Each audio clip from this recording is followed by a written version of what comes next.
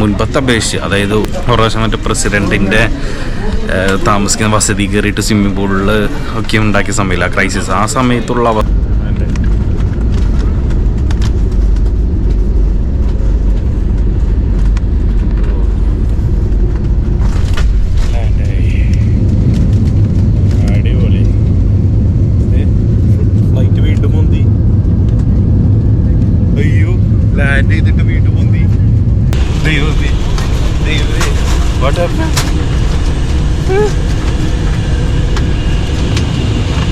Welcome to നിഫിം vlog. ഞാൻ നിങ്ങളുടെ സ്വന്തം ചാലക്കുടിക്കാരൻ. ഇപ്പോൾ നമ്മൾ ഹോം സ്റ്റേയിലൊക്കെ ഇറങ്ങി ഇവിടെ വെയിറ്റ് ചെയ്യാം കേട്ടോ ബസ്സിന് വേണ്ടി.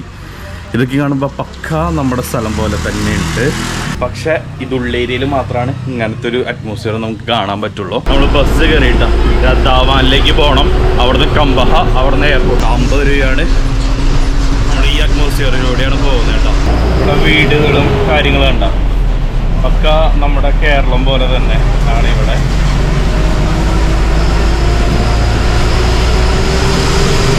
ബസ്സിൽ നിന്ന് ഇറങ്ങി ഇനി അടുത്ത ബസ് പിടിക്കണം. തൊട്ടപ്പുറത്ത് നിൽക്കണം. എൻ്റെ അടുത്ത ബസ്സിലേക്ക് നമുക്ക് കയറാം. ഒരു പച്ചക്കറി മാർക്കറ്റിന് നമ്മളുള്ളത്. അപ്പോൾ ഇവിടെ ഇത് നമ്മുടെ പപ്പായ കിലോ 120, അതായത് നമ്മുടെ നാട്ടിലെ 33 രൂപ. എല്ലാം 120 രൂപയായിട്ട് ഇവിടെ ഇരുന്നു. 33 രൂപ ഈ കാര്യങ്ങൾക്കെല്ലാം. ക്യാരറ്റ്, മണ്ടക്കം പോലത്തെ സാധനം അത് 120 രൂപ. അതായത് നമ്മുടെ നാട്ടിൽ 33 രൂപയുള്ളൂ. ഇവിടെ ഭയങ്കര ചീപ്പാണ് പച്ചക്കറികൾക്കായാലും. ഇവിടെ ഏറ്റവും കൂടുതൽ വില എന്ന് പറഞ്ഞാൽ ചീസിന് ഭയങ്കര വില. അതായത് ഇവിടുത്തെ ആൾക്കാർ ഇന്ത്യയിൽ പോകുമ്പോൾ അവിടുന്ന് അമൂൽ ചീസ് ഇങ്ങോട്ട് വാങ്ങിച്ചുകൊണ്ട് ഞാൻ ഇവിടെ അങ്ങോട്ട് കയറി ഇരുന്ന് ബസ് കാത്തിങ്ങനെ ഇരിക്കുക. കമ്പഹ ബസ് എത്തിയിട്ടാ. ഇതാണ് കമ്പഹ ബസ്. ഇവിടെ നിന്ന് നമ്മളെല്ലാം എടുത്തില്ല. ഇവിടെ നിന്ന് കമ്പഹയ്ക്ക് പോകണം. ഇന്ന് ഭയങ്കര ചൂടാണ് കേട്ടോ. ഇന്ന് നിനക്കാണ് ഞാൻ ഇപ്പം തന്നെ പയ്യർത്തു. പിന്നെ എയർപോർട്ടിൽ എത്തുമ്പോൾ AC ആയിക്കോളും. ശരിക്കും പക്ക കേരളം അതുപോലത്തെ പാടം കാര്യങ്ങളൊക്കെയാണ് പോകുന്ന വഴി. ശ്രീലങ്ക, തമിഴ്നാട്, കേരളം പോലെയൊന്നും ഒരിക്കലും വിചാരിക്കരുത്. It's entirely ഡിഫറൻസാണ്.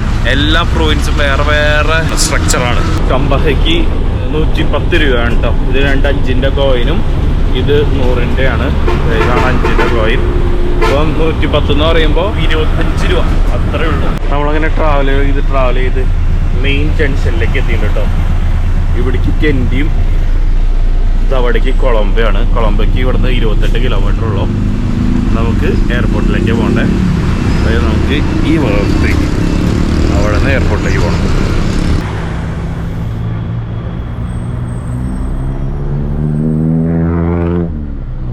കമ്പഹ bus stand എത്തിയിട്ടാ. ഇനി ഇവിടുന്ന് എയർപോർട്ടിലേക്ക് കയറണം. അരമണിക്കൂറിനുള്ളിലെത്തും. കൊല്ലം കഴിക്കാൻ നല്ല വിശപ്പുണ്ട്. കമ്പഹ ബസ് സ്റ്റാൻഡാണ്. ഇവിടെ താറ്റാടിയും അശോക് ലൈൻഡാൻഡിൻ്റെയും ബസ്സുകൾ ഇഷ്ടം പോലെയാണ് കേട്ടോ. ഇത് ഓട്ടോമാറ്റിക്കായിട്ട് ക്ലോസ് ചെയ്യുന്ന ഗേറ്റുകളാട്ടോ ഇവിടെ ഉള്ളത്. ഇത് കമ്പഹ റെയിൽവേ സ്റ്റേഷൻ ഇവിടെ ഉണ്ട്. ഈ വണ്ടിയാണ് ഞാൻ പറഞ്ഞ വിൻറ്റേജ് ടൈപ്പ് ഒരു വണ്ടി. ഇവിടെ ഇഷ്ടം പോലെ ഉണ്ട് കേട്ടോ. ഈ വണ്ടി ഞാൻ കുറേ തപ്പുന്നു. അതായത് പോണത് കണ്ടിട്ട് നിർത്തിയിട്ടേക്കുന്നത് ഇപ്പോഴാണ് കാണുന്നത്. പഴയ മോഡൽ വണ്ടി, വിൻറ്റേജ് മോഡൽ വണ്ടി. ഇത് ഏത് കമ്പനിയുടെയാണ്? മിസ്റ്റുബിഷിയുടെയാണ്. ഏതാ മോഡലെന്നൊന്ന് കമൻറ്റ് അടിക്കട്ടെ. ഇവിടെ ഒരു ബണ്ണിൽ ചിക്കൻ്റെ പാറ്റി പോലത്തെ ഒരു സാധനം വെച്ചിട്ടുണ്ട്. ഇത്രയുള്ളൂ. അവിടെ മയോണൈസ് കാര്യങ്ങളൊന്നും ഇല്ല കേട്ടോ. എയർപോർട്ട് ബസ്സൊക്കെയും ഇവിടെ നിന്നാണ്. Main bus stand Gampaha. ഇപ്പം എയർപോർട്ട് ബസ് ഇതാണ്. ഇതിൻ്റെ മുകളിലൊരു നമ്പർ ചെയ്തിട്ടില്ലേ 270. ഇവിടുത്തെ ഓരോ ബസ്സിനും നമ്പറുകളുണ്ട്. അതായത് ബാംഗ്ലൂർ സിസ്റ്റം പോലെ തന്നെയാണ്. അങ്ങനെ എയർപോർട്ടിലേക്കുള്ള ബസ്സിൽ കയറിയിട്ടുണ്ട്. 2 ബസ് മാറി കയറി. മൂന്നാമത്തെ ഇപ്പോൾ വണ്ടി എടുക്കാറായി. വണ്ടിയൊക്കെ ഓണാക്കിയിട്ടുണ്ട്. എയർപോർട്ട് എത്താറായി. ഇനി കുറച്ച് നേരം കൂടിയുള്ള നമ്മൾ ശ്രീലങ്കയിൽ. ബസ് ഇറങ്ങി. ഈ പുള്ളിക്കാരൻ എന്നെ ഹെൽപ്പ് ചെയ്യാണ് എയർപോർട്ടിലേക്ക് പോകാൻ വേണ്ടി. ഇനി എയർപോർട്ടിലേക്ക് എങ്ങനെയാണെന്ന് എനിക്ക് അറിയില്ല, നോക്കണം. പിക്നിയിൽ എയർപോർട്ട് ഞാൻ ബുക്ക് ചെയ്തിട്ടുണ്ട്. ഇവിടുന്ന് 3 കിലോമീറ്റർ ഉള്ളൂ. അതായത് 200 രൂപ. നമ്മുടെ നാട്ടിലെ 50 രൂപ അത്രേ ഉള്ളൂ. ഇവിടുന്ന് വന്നുകൊണ്ടിരിക്കുകയാണ്. ഇതാണ് ആ നമ്പർ പ്ലേറ്റ്. ആ പിക്നിയിലെ ആൾ എന്നെ വിളിച്ചിട്ടുണ്ടായിരുന്നു. ലൊക്കേഷൻ പറഞ്ഞു കൊടുക്കാം. പുള്ളിക്കാരൻ എൻ്റെ കൂടെ ഉണ്ടായിരുന്നു. പുള്ളി ലൊക്കേഷൻ പറഞ്ഞുകൊണ്ട് കൊടുക്കാണ്. ഇത് വന്നുകൊണ്ടിരിക്കുന്നുണ്ട്. ഇത് ഓട്ടോറിക്ഷ അവിടെ നിന്ന് വരുന്നുണ്ട്. അതന്നെ ഇതന്നെ നമ്പർ പ്ലേറ്റ് കണ്ടല്ലോ. Okay, thank you. അപ്പോൾ അവിടെ ബാക്കിലെ നമ്പർ പ്ലേറ്റാണ് ഇവിടെ കാണിക്കുന്നത്. ഈ പിക്നി എടുത്താൽ മതി, അല്ലെങ്കിൽ ഭയങ്കര ബുദ്ധിമുട്ടാണ്. ഇവിടെ പിക്നി ആപ്പ് വരാനുള്ള കാരണം ഇവിടുത്തെ ഓട്ടോറിക്ഷക്കാർ തന്നെയാണ്. ഭയങ്കര ഫ്രോഡുകളാണ്. നമ്മൾ പൈസ കൊടുക്കാൻ ചീപ്പ് പൈസയാണ്. പൈസ കൊടുക്കണേനല്ല നമുക്ക് ചീറ്റ് ചെയ്യപ്പെടലും ഇങ്ങനെ വിഷമമുള്ള കേസാണ്. ഇപ്പോൾ കുഴപ്പമൊന്നുമില്ല, അടിപൊളിയായിട്ട് പോകാൻ പറ്റുന്നുണ്ട്. ശ്രീലങ്കൻ എയർഫോഴ്സ് ആൾക്കാർ ഇവിടെ വെക്കുന്നുണ്ട്. എയർപോർട്ട് എത്തി. ഇതാണ് എയർപോർട്ട് വരുന്നത്. ഉള്ളിലേക്ക് കയറാം.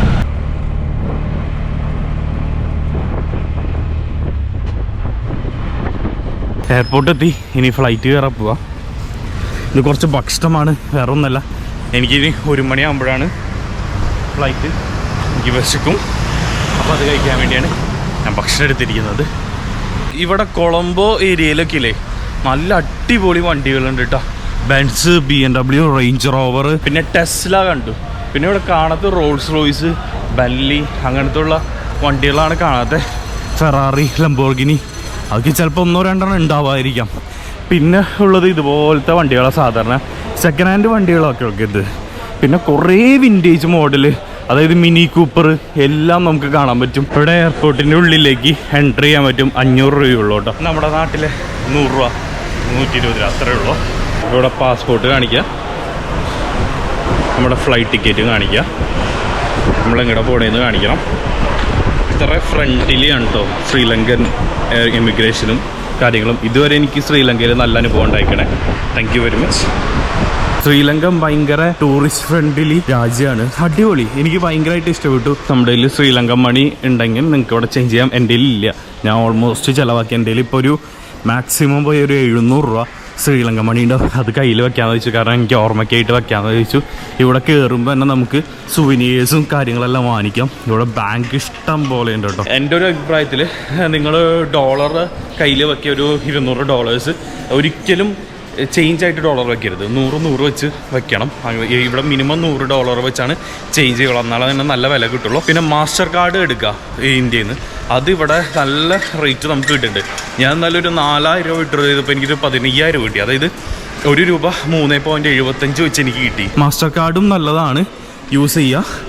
ഡോളറും കയ്യിൽ വെക്കുക. എപ്പോഴും കാർഡ് യൂസ് ചെയ്തിട്ട് ഡോളർ അവസാനം ആവശ്യമുണ്ടെങ്കിൽ എടുക്കുക. ഡോളർ എപ്പോഴും കയ്യിൽ വെക്കുന്നത് ഏറ്റവും നല്ലതാണ്. എപ്പോഴും ശ്രദ്ധിക്കുക, ഡോളർ ഫ്രഷ് ആയിരിക്കണം. അതായത് ചുളിഞ്ഞതോ മറ്റേ മഷിപ്പുരണ്ടതോ ഒന്നും ആവാൻ പാടില്ല. പാസ്പോർട്ട് കാണിക്കണം. പിന്നെ നമ്മുടെ ടിക്കറ്റ് അവിടെ നമുക്ക് കാണിച്ച അതുപോലെ തന്നെ ഇവിടെയും ടിക്കറ്റും പാസ്പോർട്ടും കൊച്ചി ഫോണിൽ കാണിച്ചാൽ മതി. ബാംഗ്ലൂർ ടു കൊച്ചി. ഇപ്പോൾ പവർ ബാങ്കുകളും നമ്മുടെ ബാറ്ററീസ് എല്ലാം ഈ ബാഗിൽ, നമ്മുടെ ക്യാരി ബാഗിൽ വെക്കുക. ഇപ്പോൾ ഡ്രോണൊക്കെ കൊണ്ടുപോവുകയാണെങ്കിൽ ഡ്രോണിൻ്റെ ബാറ്ററീസ് ക്യാരി ബാഗിലൊക്കെ ഡ്രോൺ അതിൻ്റെ ഉള്ളിൽ വെക്കാം. ഇവിടെ ഫ്ലൈറ്റ്സുകളെല്ലാം ഇങ്ങനെ എഴുതി കാണിക്കും, ഡിപ്പാർച്ചർ ഫ്ലൈറ്റ്സുകൾ എവിടെ. അപ്പോൾ ചെക്കിംഗ് പോയിന്റ് കാണിക്കും. ഇവിടെ ഒരു ഫ്ലൈറ്റ് ക്യാൻസൽ ചെയ്തിട്ടുണ്ട്. ചെക്കിംഗ് പോയിന്റ് എൻ്റെ 50 to 60 അതിൻ്റെ അവിടെയാണ്. എനിക്ക് ബാംഗ്ലൂർക്കാണ് പോകുന്നത്. ഇൻഡിഗോ അവിടെ എഴുതി വെച്ചിട്ടുണ്ട്. അപ്പോൾ ആ ഗേറ്റിലേക്ക് പോവാം. ഇപ്പോൾ 50, 51 എന്ന് പറയുമ്പോൾ ഇവിടെ നമ്പർ ചെയ്ത് വെച്ചിട്ടുണ്ട്. 19, 20 അറ്റത്തെ നമ്പർ ചെയ്ത് വെച്ചിട്ടുണ്ട്. അതുപോലെ തന്നെ 50, 51 പോവാം. കുറേ പേര് ഫോറിനേഴ്സൊക്കെ ഇന്ത്യയിലേക്ക് പോകുന്ന ആൾക്കാരുണ്ട് കേട്ടോ. ശ്രീലങ്കയ്ക്ക് വന്നിട്ട് ശ്രീലങ്കയിൽ നിന്ന് ഇന്ത്യയിലേക്ക് കണക്ട് ചെയ്യും. എന്നിട്ട് അവിടെ നിന്നാണ് അവരുടെ നാട്ടിലേക്ക് പോകാറ്. ഇവരിവിടേക്ക് താമസിക്കുന്നത് 6 മാസം 3 മാസമൊക്കെ താമസിക്കുന്നതെന്ന് പുറത്തു നിന്നുള്ള ആൾക്കാർ. ഒരാളെ ഞാൻ പരിചയപ്പെട്ട ആൾ IT ഫീൽഡിലാണ്. ആൾ ഫ്രം ഫ്രാൻസ്. അപ്പോൾ ആ പുള്ളിക്കാരൻ പറഞ്ഞാൽ ഞാനിവിടെ 6 months ആയി. നമ്മുടെ സീല് അടിച്ചിട്ട് May 12 നമ്മൾ തിരിച്ച് എക്സിറ്റ് അടിച്ചു. ഡ്യൂട്ടി ഫ്രീ ഷോപ്പ്, ഇവിടെ മദ്യം കാര്യങ്ങൾ കിട്ടുന്ന സ്ഥലമാണ്. നമുക്കിവിടെ പരിപാടിയില്ല. അപ്പോൾ ഡ്യൂട്ടി ഫ്രീ ഷോപ്പിൽ നിന്ന് നമ്മുടെ കൂട്ടുകാരന്മാർക്ക് കുറച്ച് വെള്ളം വാങ്ങിച്ചിട്ടുണ്ട്. ഞാൻ ഒരിക്കലും മദ്യത്തിനും പ്രൊമോട്ട് ചെയ്യുന്ന ആളല്ല, ഞാൻ കഴിക്കുന്ന ആളല്ല. പക്ഷേ ഫ്രണ്ട്സിന് അവർ കുറേ പൊറോട ഇവിടുന്ന് വാങ്ങിച്ചോണ്ട് ഇവിടെ വില കുറവാണ്. അപ്പോൾ അവന്മാർ പൈസ ഇട്ടിട്ട് ഞാൻ വാങ്ങിക്കുന്നതാണ്. ഞാൻ ഒരിക്കലും അവർക്ക് വാങ്ങിച്ചു കൊടുക്കില്ല മദ്യമാർക്കും. അത് ഞാൻ പറഞ്ഞില്ല വേണ്ട. പിന്നെ എൻ്റെ ഫ്രണ്ട്സ് അവരത്രയും മദ്യപാനികളൊന്നുമല്ല. കഴിക്കുകയാണെങ്കിൽ വലിയ ബ്രാൻഡ് സാധനം ഇടയ്ക്കേ കഴിക്കുള്ളൂ. ലൈക്ക് സോഷ്യൽ ഡ്രിങ്കറാണ്. എവിടെയും ഡ്യൂട്ടി ഫ്രീ ഷോപ്സ് ഉണ്ട്, അടിപൊളി. അവിടെയുണ്ട്, ഇവിടെയുണ്ട്, കുറേ ഡ്യൂട്ടി ഫ്രീ ഷോപ്സ് ഉണ്ട്. നമ്മുടെ ടിക്കറ്റ് പാസിൽ ഇവിടെ എഴുതിയിട്ടുണ്ടാവും ഏത് ഗേറ്റാണ്. അപ്പോൾ ഇവിടെ നോക്കിയാൽ മതി, ഗേറ്റ് നമ്പർ 11. അപ്പോൾ ഇവിടെ എഴുതിയിട്ടുണ്ടാവും ഏത് ഗേറ്റ്സാണ് പോണേ. അപ്പോൾ അവിടെ പോവുക. നമ്മുടെ ഗേറ്റ് ഇവിടെ ഓപ്പൺ ആയിട്ടുണ്ട്. കയറാം, സാധനങ്ങൾ കൊടുക്കുക. അപ്പോൾ അതെ നമ്മുടെ ബെൽറ്റും ഷൂവും ഊരിട്ടാ. അതായത് നമ്മുടെ ഗേറ്റ് തുറക്കുമ്പോഴാണ് ഇവിടെ ആ പരിപാടി. ഇവിടെ കയറും, എന്നിട്ട് അവിടെ വെക്കും. Thank you very much. നമ്മുടെ ഇൻഡിഗോയുടെ ഫ്ലൈറ്റ് അവിടെ വന്നിട്ടുണ്ട് കേട്ടോ. ഇനി ഒരു അരമണിക്കൂർ കഴിഞ്ഞാൽ നമുക്ക് കയറാം. ശ്രീലങ്ക വരണമെങ്കിൽ നിങ്ങൾ ടിക്കറ്റ് ബുക്ക് ചെയ്യുക, ഇവിടേക്ക് വരാം. ഹോട്ടൽ ബുക്കിംഗ് ഒന്നും എൻ്റെ അടുത്ത് ചോദിച്ചില്ല. നമ്മൾ ഏതൊക്കെ സ്ഥലത്തേക്ക് പോകണമെന്ന് കൃത്യമായിട്ടുള്ള ഒരു നോളജ് നമുക്ക് വേണം. ആ സ്ഥലങ്ങൾ ചോദിക്കും, നിങ്ങൾ എന്തിനാണ് ഇവിടെ വിസിറ്റ് ചെയ്യണേ, കറങ്ങാൻ വേണ്ടി വിസിറ്റ് ചെയ്യേണ്ടതാണ്, ഏതൊക്കെ സ്ഥലങ്ങളിലാണ് പോകണേ അതൊക്കെയും പറഞ്ഞു കൊടുക്കാം. അപ്പോൾ അവർ പറയും വെൽക്കം ടു ശ്രീലങ്ക എന്ന് പറഞ്ഞ് നമുക്ക് സ്റ്റാമ്പ് അടിച്ചു തരും. പിന്നെ എന്നിട്ട് വിസയ്ക്ക് പൈസ ഒന്നും ഇല്ല, ഫ്രീ ആണ്, ഒറ്റ പൈസ കൊടുക്കണ്ട. നമ്മൾ നേരെ പോവുക, ഡോളർ മാറ്റുക, ശ്രീലങ്ക കറൻസി ആക്കുക, നേരെ ഇവിടുന്ന് കറങ്ങാം. ഇതാണ് ഇത്രയുള്ള സിമ്പിൾ പരിപാടിയാണ്. ഇപ്പോഴത്തെ ശ്രീലങ്കൻ സിറ്റുവേഷൻ എന്ന് പറഞ്ഞു കഴിഞ്ഞാൽ കുറച്ച് ബാഡാണ്. മുൻപത്തെ അപേക്ഷിച്ച്, അതായത് ഒരു പ്രാവശ്യം മറ്റേ പ്രസിഡൻറ്റിൻ്റെ താമസിക്കുന്ന വസതി കയറിയിട്ട് സ്വിമ്മിംഗ് പൂളിൽ ഒക്കെ ഉണ്ടാക്കിയ സമയമില്ല ക്രൈസിസ്, ആ സമയത്തുള്ള അവസ്ഥയൊന്നുമല്ല. അതിൽ നിന്നും ബെറ്ററായി വരുന്നുണ്ട്, ബെറ്ററായിക്കൊണ്ടിരിക്കുന്നു. എന്നാലും മോശമാണ്. പണ്ടൊക്കെയും ഒരു ഇന്ത്യൻ റുപ്പി 2 ശ്രീലങ്കൻ റുപ്പി ആയിരുന്നു ഇവിടെ. ഇപ്പോൾ 3.7 വരെ, അതായത് അപ്രോക്സിമേറ്റ്ലി 4ൻ്റെ അടുത്തേക്കൊക്കെ പോകുന്നുണ്ട് ഇപ്പം. അപ്പോൾ അതുകൊണ്ട് അറിഞ്ഞിട്ട് ഇവരുടെ സിറ്റുവേഷൻ കുറച്ച് മോശമാണ്. ഇവർ മുമ്പ് 200 രൂപ 150 രൂപയ്ക്ക് സബോള വാങ്ങിച്ചത് 400 ആയി. ഇവിടുത്തെ ശമ്പളം എന്ന് പറഞ്ഞു കഴിഞ്ഞാൽ 90,000 രൂപയാണ് ഇവിടുത്തെ ശമ്പളം. അത് ഹയർ ഒഫീഷ്യൽസിന്. ഒരു സാധാരണക്കാരൻ്റെ ശമ്പളം എന്ന് പറഞ്ഞു കഴിഞ്ഞാൽ 50,000, 30,000, 40,000 അത്രയൊക്കെയാണ് ശമ്പളം. നമ്മുടെ നാട്ടിൽ നോക്കുകയാണെങ്കിൽ 8,000 രൂപ, 90,000 എന്ന് പറയുമ്പോൾ നമ്മുടെ നാട്ടിൽ 25,000 അത്രയ്ക്കുള്ളൂ ഇവിടുത്തെ ആൾക്കാരുടെ ശമ്പളം. ഇവിടുത്തെ ആൾക്കാരുടെ ജീവിതം ഭയങ്കര മോശത്തിലാണ് പോയിക്കൊണ്ടിരിക്കുന്നത്. പക്ഷേ ഏറ്റവും ബെറ്റർ എന്ന് പറഞ്ഞാൽ എടുത്തു പറയുന്നത് ഭയങ്കര വെൽ ക്ലീനാണ് ശ്രീലങ്ക കമ്പയറിങ് ടു ഇന്ത്യ എന്ന് ഞാൻ പറഞ്ഞിട്ടുണ്ട്. ഭയങ്കര ക്ലീനാണ്. പിന്നെ ഭയങ്കര ടൂറിസ്റ്റ് ഫ്രണ്ട്ലിയാണ് നമ്മുടെ ശ്രീലങ്ക. ഇവിടെ ബിസിനസ് ഓപ്പർച്യൂണിറ്റി ഉണ്ടോ എന്ന് വെച്ച് കഴിഞ്ഞാൽ ഇവിടെ ഇഷ്ടം പോലെ ബിസിനസ് ഓപ്പർച്യൂണിറ്റി ഉണ്ട്. ഏറ്റവും വലിയ ബിസിനസ്സാണ് ക്ലോത്തിങ് ബിസിനസ്. കാരണം കോയമ്പത്തൂരിൽ നിന്നാണ് ഇവർ സാധനങ്ങൾ കൊണ്ടുവരുന്നത് ഇവിടേക്ക്, ഫാബ്രിക്സ് എല്ലാം. ഞാൻ ഇന്നലെ ഒരാളെ മീറ്റ് ചെയ്തിട്ടുണ്ടായിരുന്നു. അയാൾ ഇവിടുത്തെ ഒരു വലിയ ക്ലോത്ത് ഫാബ്രിക് ബിസിനസ്സുള്ള ഫാക്ടറീസുള്ള ആൾക്കാരാണ്. അപ്പോൾ ആൾ അവിടെ നിന്നാണ് എടുക്കണതെന്ന് എൻ്റെ അടുത്ത് പറഞ്ഞു. കഥകളെല്ലാം കാര്യങ്ങൾ പറഞ്ഞു. അതുപോലെ തന്നെ IT ഫീൽഡ് ഇവിടെ ഭയങ്കര മോശമാണ്. IT ഫീൽഡ് ഇവിടെ നല്ല രീതിയിൽ ഓപ്പർച്യൂണിറ്റീസ് കിട്ടും. ഇപ്പോൾ എക്സാമ്പിൾ പറഞ്ഞാൽ അമേരിക്കയിൽ സദർലാൻഡ്, അവർ ഇവിടെയാണ് കസ്റ്റമർ സപ്പോർട്ട് ചെയ്യണത്. ഇത് ഇന്ത്യയിലാണ് കസ്റ്റമർ സപ്പോർട്ട് ചെയ്യണത്. കാരണം അവിടെ ഒരാളുടെ പൈസയ്ക്ക് ഇവിടെ 2 പേരെ റിക്രൂട്ട് ചെയ്യാൻ പറ്റും. അങ്ങനെ ചിന്തിക്കുമ്പോൾ അവിടുത്തെ ഒരാളെ പൈസയ്ക്ക് ശ്രീലങ്കയിൽ 4 പേരെ റിക്രൂട്ട് ചെയ്യാം. ഇന്ത്യയിൽ 2 പേരാണെങ്കിൽ ശ്രീലങ്കയിൽ 4 പേരെ റിക്രൂട്ട് ചെയ്യാം. അങ്ങനെ IT കമ്പനീസൊക്കെ ഇവിടെ നല്ല രീതിയിൽ തന്നെ ബൂമിങ് ചെയ്യാനുള്ള ഓപ്പർച്യൂണിറ്റീസ് ഉണ്ട്. പിന്നെ ഇവിടെ ഗൂഗിൾ പേ, ഫോൺ പേ അങ്ങനത്തെ സംഭവങ്ങളൊന്നുമില്ല. അതൊക്കെയും Uber Eats, ആമസോണൊന്നും ഡെലിവറി ഒന്നും ഇല്ല അധികം. അങ്ങനത്തെ കുറച്ച് ഇഷ്യൂസും കാര്യങ്ങളൊക്കെ ഉണ്ട് ഇവിടെ. കാരണം എന്ന് വെച്ചാൽ ഓരോന്ന് വന്നുകൊണ്ടിരിക്കുകയാണ്. ഇന്ത്യൻസിനോടാണ് ഞാൻ പറയണേ, ഇവിടെ ഈ ബിസിനസ് ഓപ്പർച്യൂണിറ്റി ഇഷ്ടം പോലെ ഉണ്ട്, നമുക്കത് ചെയ്യാമെന്നുള്ളൂ. പിന്നെ വേറെ കാര്യം എന്ന് പറഞ്ഞാൽ സദേൺ ഓർ നോർത്തേൺ പാർട്ട് എനിക്ക് കൃത്യമായിട്ട് അറിയില്ല. അവിടെ ചൈന കുറേ സ്ഥലങ്ങൾ എക്യുപ്പ് ചെയ്തിട്ടുണ്ട്. അവരൊരു എത്ര 1000 വർഷത്തേക്കോ എത്ര വർഷത്തേക്ക് ലീസിന് എടുത്തിട്ടുണ്ടെന്ന് പറഞ്ഞാൽ അത് വേറൊന്നും കൂടെ ഒന്നല്ല. ശരിക്കും പറഞ്ഞാൽ ചൈന വഴിയൊരുക്കുന്ന നാട്. ചൈനയുടെ പ്രൊഡക്ട്സ് വിൽക്കാൻ വേണ്ടിയുള്ള വഴിയൊരുക്കുന്ന ചൈന എന്താ ചെയ്യണമെന്ന് വെച്ച് കഴിഞ്ഞാൽ നൈജീരിയയിലും ഇതുപോലത്തെ സ്ഥലങ്ങളിലും, അതായത് ബാക്ക്വേർഡ് ആയിട്ടുള്ള സ്ഥലങ്ങളിലും അവിടെ ഒരു കോൺട്രാക്റ്റ് ഉണ്ടാക്കിയിട്ട് ചൈന തന്നെ സ്ഥലങ്ങൾ പിടിച്ചെടുത്ത് അവിടെ പോർട്ട് പണി, അവരുടെ ബിസിനസ് വേ ഉണ്ടാക്കാൻ വേണ്ടി ചൈന ചെയ്യുന്നുണ്ട്. അതിവിടെ സദേൺ നോർത്തേൺ റീജിയനിൽ ചൈന കുറേ സ്ഥലങ്ങൾ അവരെടുത്തിട്ട് എത്ര ഏക്കേഴ്സ് ഓഫ് ലാൻഡ് ഇപ്പോൾ ചൈനയല്ല. ഇവിടെ ശ്രീലങ്കൻസിന് ഒരു റോളില്ല. അപ്പം അങ്ങനത്തെ കുറേ പോർട്ടും കാര്യങ്ങളും ഇവിടെ നടക്കുന്നുണ്ട്, പരിപാടികളൊക്കെ നടക്കുന്നുണ്ട്. പിന്നെ ഇവിടെ നമ്മുടെ ഇന്ത്യൻ ഫിലിംസും എല്ലാവരും കാണും. തമിഴായാലും ഹിന്ദി ആയാലും മലയാളം ആയാലും എല്ലാവരും കാണുന്നുണ്ട്, പാട്ടുകൾ ആസ്വദിക്കുന്നുണ്ട്. പിന്നെ ക്രിക്കറ്റ് IPL ഒക്കെ ഇവിടെ ഭയങ്കര ഫേമസാണ്. പിന്നെ ഇവിടുത്തെ മഹിളാ ജയവർദ്ധനിലെ നമ്മുടെ ക്രിക്കറ്റേഴ്സ്, അവർക്കൊക്കെ ഇവിടെ 5 സ്റ്റാർ ഹോട്ടൽസ് കാര്യങ്ങളുണ്ട്. ഞാൻ കിരിദിവലെ അവിടെയാണ് ഞാൻ താമസിച്ചിരുന്നത്. അവിടെയായിരുന്നു മഹിളാ ജയവർദ്ധന താമസിച്ചിരുന്നത്. ആളിപ്പോൾ എന്തോ ഓസ്ട്രേലിയയിലോ വേറെ സ്ഥലങ്ങളിലാണ് ഇവിടെ ആൾക്കാർ മൈഗ്രേറ്റ് ചെയ്ത് പോയിക്കണേ. മോസ്റ്റ് ഓഫ് ദി പഴയ ക്രിക്കറ്റേഴ്സ് എല്ലാവരും ഇവിടുന്ന് മൈഗ്രേറ്റ് ചെയ്ത് ഓസ്ട്രേലിയക്ക് അവിടേക്കൊക്കെ മാറിയിട്ടൊക്കെ ഉണ്ട്. അവർക്ക് ഇവിടെ 7 സ്റ്റാർ ഹോട്ടൽസ് നമ്മുടെ കൊളംബോ ബിസിനസ് സൈഡിലൊക്കെ ഇട്ടെന്ന് പറഞ്ഞ് അങ്ങനെ കുറേ കാര്യങ്ങൾ എനിക്ക് അറിയാൻ പറ്റി. അപ്പോൾ ഇവിടെ ഒരാളെ ഞാൻ പരിചയപ്പെട്ടിട്ടുണ്ടായിരുന്നു, മുംബൈയിൽ നിന്നാണ്. Your name? സ്റ്റാൻലി. അങ്ങനെ നമ്മൾ ശ്രീലങ്കയോട് വിട പറയുകയാണ്. ഇനി നമ്മൾ ഇന്ത്യയിലേക്ക് പോവാണ്. ബാംഗ്ലൂർ എത്തിയിട്ട് 4 മണിക്കൂർ പോസ്റ്റ് ഉണ്ട്. നമുക്ക് വിൻഡോ സീറ്റ് കിട്ടിയിട്ട്. ശ്രീലങ്ക തമിഴ്നാട് പോലെയാണെന്നൊക്കെ പറഞ്ഞിട്ട് കുറേ പേര് പറയുന്നുണ്ട്. ഞാൻ ഇപ്പോൾ എടുത്തെടുത്ത് പറയുന്നത് ഒരിക്കലും ഇതൊരു തമിഴ്നാട് പോലെയല്ല.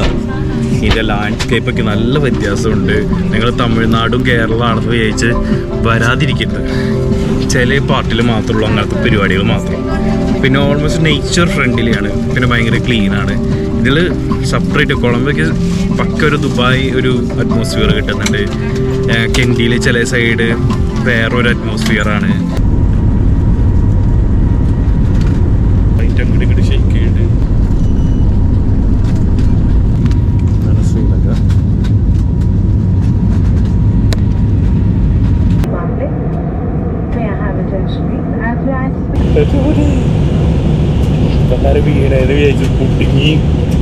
ഒരു പെട്ട രണ്ട് പൊന്തി പിടിക്കണണ്ട ഒരു പിടിച്ചിട്ട് വേണം ദൈവമേ ദൈവമേ വാട്ട് ഹാപ്പൻ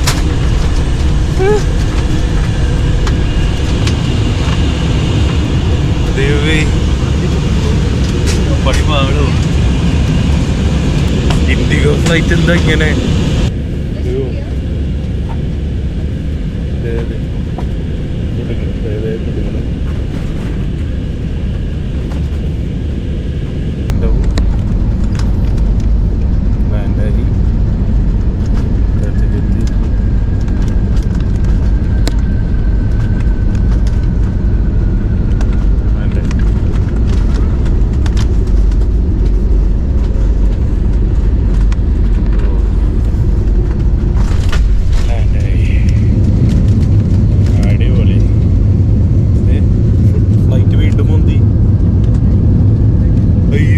ലാൻഡ് ചെയ്തിട്ട് വീണ്ടും പൊന്തി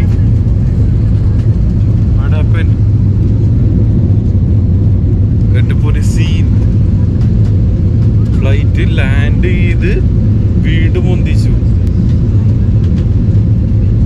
സീനുള്ളോ അടുത്ത ലാൻഡിങ് ഇപ്പോൾ വരും സെക്കൻഡ് ലാൻഡിങ് അടിപൊളി ഫസ്റ്റത്തെ ലാൻഡ് ചെയ്ത് കിളി പോയി അത് ശരിക്കും റൺവേയിൽ ടച്ച് ചെയ്തിട്ട് ഒറ്റ പൊടിക്കലെടുത്തു സേഫ് ലാൻഡാണ് സേഫ് ലാൻഡാണ്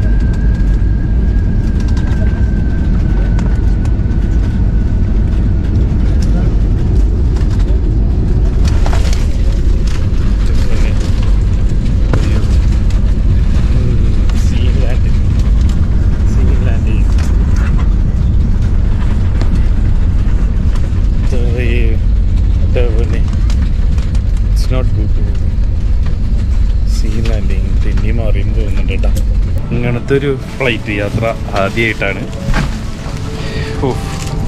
എൻ്റെ പോലെ പേടിച്ചു ലഗേജ് കാര്യങ്ങളെല്ലാം എടുക്കണം കസ്റ്റംസ് ചെക്കും സെക്യൂരിറ്റി ചെക്കും കഴിഞ്ഞിട്ട് നമുക്ക് വീണ്ടും ഫ്ലൈറ്റ് കയറാൻ പറ്റുള്ളൂ അപ്പോൾ നമ്മുടെ ബാഗ് കാര്യങ്ങളെല്ലാം കിട്ടിയിട്ടുണ്ട് സുരക്ഷിതമായിട്ടാണ് വന്നത് എൻ്റെ കൂടെ ഫ്ലൈറ്റിലുണ്ടായ ബാക്കിലുണ്ടായ ചേർന്നാട് മലയാളിയാണ് കേട്ടോ ഞാനും ഇവിടുത്തെ കാരണമല്ലാന്ന് വിചാരിച്ചു പുള്ളിക്കാർ ശ്രീലങ്കയിലുണ്ടായിരുന്നു അപ്പോൾ ഞങ്ങൾ കുറേ കാര്യങ്ങൾ സംസാരിച്ചുകൊണ്ടിരിക്കുന്നു അപ്പോൾ ഫ്ലൈറ്റിനെ കുറിച്ച് പറയായിരുന്നു ഫ്ലൈറ്റ് രണ്ടാമത്തെ പ്രാവശ്യം ലാൻഡ് ചെയ്താൽ അത് കിട്ടിയെന്ന് ചോദിച്ചു അങ്ങനെ പറഞ്ഞു പേര് പറഞ്ഞു ജിജീഷ് നാട് തലശ്ശേരി ശരി ബോംബെക്കാരനാട്ടോ ഇന്റർനാഷണലിന് വരെ ഒരു ഡൊമസ്റ്റിക് കണക്ട് ചെയ്യണമെങ്കിൽ കുപ്പി വാങ്ങിക്കുകയാണെങ്കിൽ സീൽ ചെയ്ത് വാങ്ങിക്കണം ഇഷ്യൂസ് ഒന്നുമില്ല 2 ലിറ്റർ കൊണ്ടുവരാമെന്നാണ് അപ്പോൾ ഞാനാണ് ലാസ്റ്റ് പാസഞ്ചർ അമ്മനെ അവിടെ വിളിച്ചുകൊണ്ടിരിക്കുന്നത് ഞാൻ കയറി സാധനം അടച്ചു നമ്മുടെ ഫ്ലൈറ്റ് ഇതാണ് കേട്ടോ ഇൻഡിഗോ അടിപൊളി ഇതുപോലത്തെ ഫ്ലൈറ്റിലാണ് വന്നേ ശ്രീലങ്ക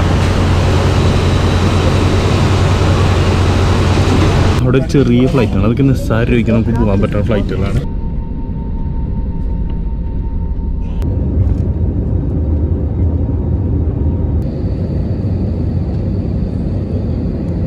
ഫ്ലൈറ്റ് എത്തി അങ്ങനെ രക്ഷപ്പെട്ടു ശ്രീലങ്കയിൽ ബാംഗ്ലൂർ ജസ്റ്റ് മിസ്സിനാണ് സെറ്റായ ലാൻഡ് ചെയ്തത് thank you IndiGo for giving a best experience ഈ യാത്രയിൽ ഇൻഡിഗോ പ്ലെയിൻ അലമ്പായിരുന്നു കേട്ടോ എന്തുകൊണ്ട് ഇൻഡിഗോ അലമ്പാണെന്ന് പറഞ്ഞാൽ ഒന്ന് ഇന്നത്തെ ഫ്ലൈറ്റ് അത് കുഴപ്പമില്ലാതെ വെതറിൻ്റെ ആയിരിക്കും പിന്നെ അവരുടെ പെരുമാറ്റം ഭയങ്കര മോശമാണ് കാരണം നമ്മളൊരുമാതിരി ഓശാനം പറ്റുന്ന പോലെയൊക്കെ അവർ സംസാരിക്കുന്നത് അവരൊരു ക്യാബിൻ ക്രൂസിൻ്റെ കാരണം എയർ ഇന്ത്യയിലെ ആൾക്കാരെ എന്നെ ട്രീറ്റ് ചെയ്ത രീതി എന്ന് പറഞ്ഞാൽ വേറൊരു ലെവൽ എന്നെ മാത്രമല്ല അവിടെ എല്ലാവരും അവിടുന്ന് പോയിരുന്ന സമയത്ത് വേറെ എയർ ഇന്ത്യ എക്സ്പ്രസ് അല്ല ഞാൻ പറയണേ എയർ ഇന്ത്യയാണ് നമ്മുടെ പാക്കേജ് ഇത് അവിടെ വരുന്നത് കേട്ടോ വലിച്ചെറിഞ്ഞേക്കന്മാർ ശ്രീലങ്കയിൽ ഒരു സംഭവം ഉണ്ടായിരുന്നു ഇന്ത്യക്ക് ലഗേജ് വലിച്ചെറിയാൻ ഒരു വീഡിയോ എടുത്ത് വെച്ചിട്ടുണ്ട് ശ്രീലങ്കയിൽ വെച്ച് അതൊന്ന് കണ്ടോളൂ നോക്കിയോളൂ എൻ്റെ ലഗേജ് ഉണ്ട് വെറുതെ വലിച്ചെറിഞ്ഞേക്കാം യാത്ര കഴിഞ്ഞ് നമ്മൾ പുറത്തേക്ക് പോവുകയാണ് ഇനി ബാക്ക് ടു വർക്ക് ജോലിയും കാര്യങ്ങളായിട്ട് എന്നെ കണ്ടുവരാൻ അവിടെ എത്തിയിട്ടുണ്ട് വണ്ടി എത്തിയിട്ടുണ്ട് ഓക്കെ